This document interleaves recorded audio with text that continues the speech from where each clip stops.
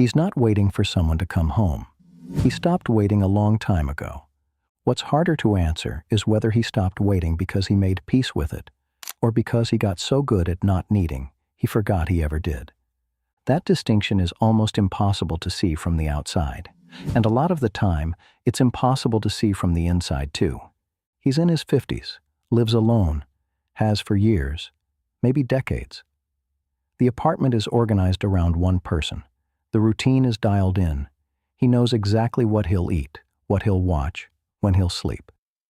There's nobody to negotiate with, nobody to account for. And on most days, that's not a problem.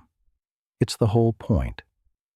This isn't a video about a man who fell through the cracks. It's about a man who built something specific, a life calibrated so precisely to himself that it runs almost automatically. What we're going to look at is how that happens, what's actually underneath it, and where, quietly and without much drama, it sometimes starts to cost him. Because Gen X men who live alone didn't just end up here randomly. There's a psychology to it that starts much earlier than most people realize, before the apartment, before the divorce or the decision never to marry, before all of it. It starts at around 12 years old, coming home to an empty house. Gen X was the first real wave of latchkey kids. Kids who came home to empty houses, let themselves in, made their own food, and handled whatever came up. Not because their parents were bad people, because the world had shifted, and the cultural assumption was that kids were more resilient than anyone had previously bothered to test. Research on early independence suggests that kids who manage their own time develop certain capabilities faster: tolerance for ambiguity, comfort with silence, the ability to sit with themselves without immediately reaching for something or someone.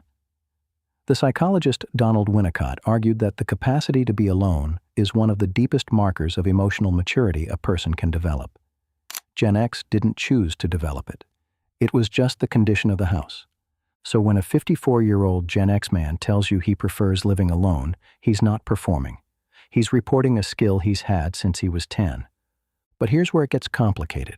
When something gets trained into you early enough, it stops feeling like a skill and starts feeling like a personality.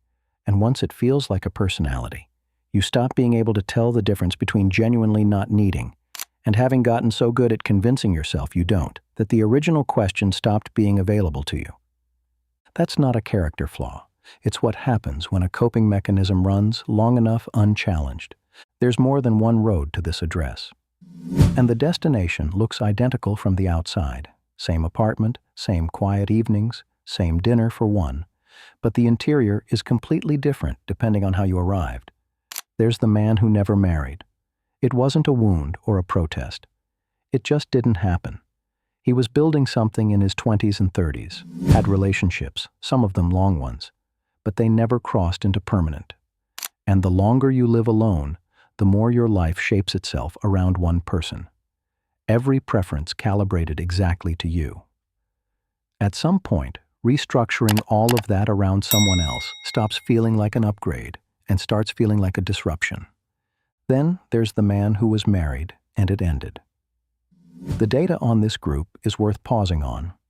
A lot of men in midlife discover something they never saw coming, that their entire social world was held up by the marriage without them realizing it.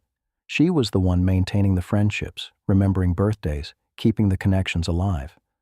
When the marriage ends, it's not just the relationship that collapses. It's the entire infrastructure it was quietly holding together. He's not just alone in his apartment. He's alone in a way he doesn't have the vocabulary for, because he never had to build those systems himself.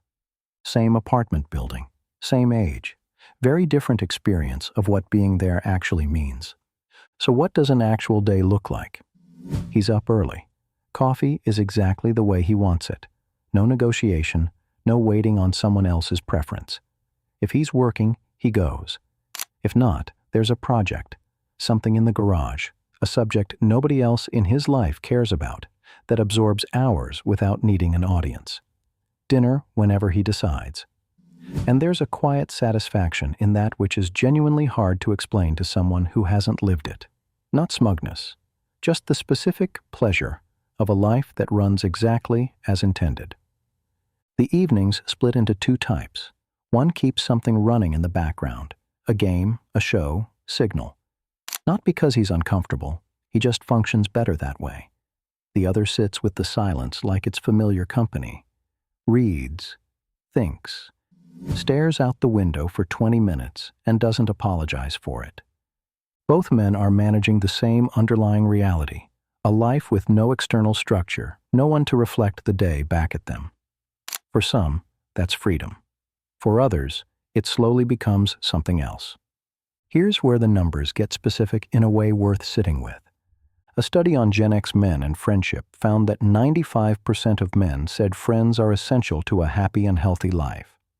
Not some, not most, 95%. So it's not that they don't care about connection. They do. The issue is the gap between caring about something and being equipped to maintain it. The same study found only about 1 in 5 men belongs to any kind of regular local group. And the friendships they do have, the ones that have lasted 20 or 30 years, the guys from school, from the first job, tend to be what researchers called high passion, low vulnerability. They'll talk for hours about sports, politics, anything external. But they won't say, I haven't had a real conversation with anyone in over a week. I've been feeling off and I can't explain why.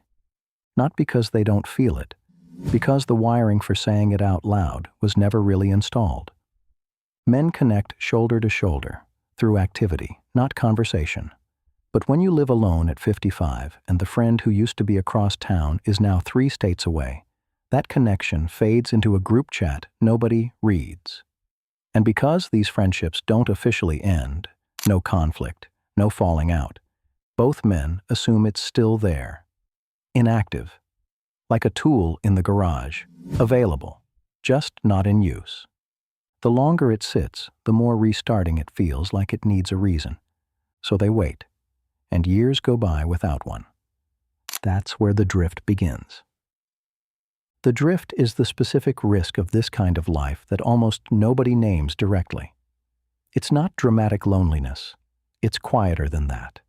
It's what happens when there's no external structure and no one to reflect your life back at you. It moves the way most things go wrong, gradually, in increments that each feel normal while they're happening. You skip the gym once, then it's a week. Meals get simpler, then careless. The social reach that used to happen naturally starts requiring energy that wasn't there before.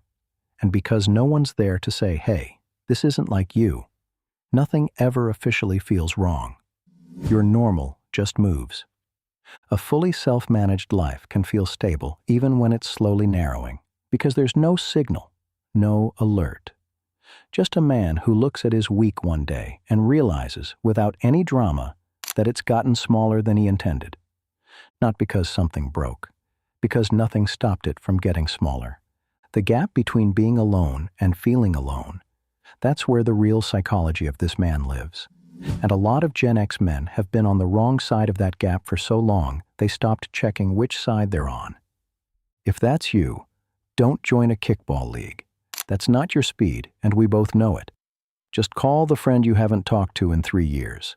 No reason needed. He's probably sitting in a quiet house too, waiting for an occasion that never shows up.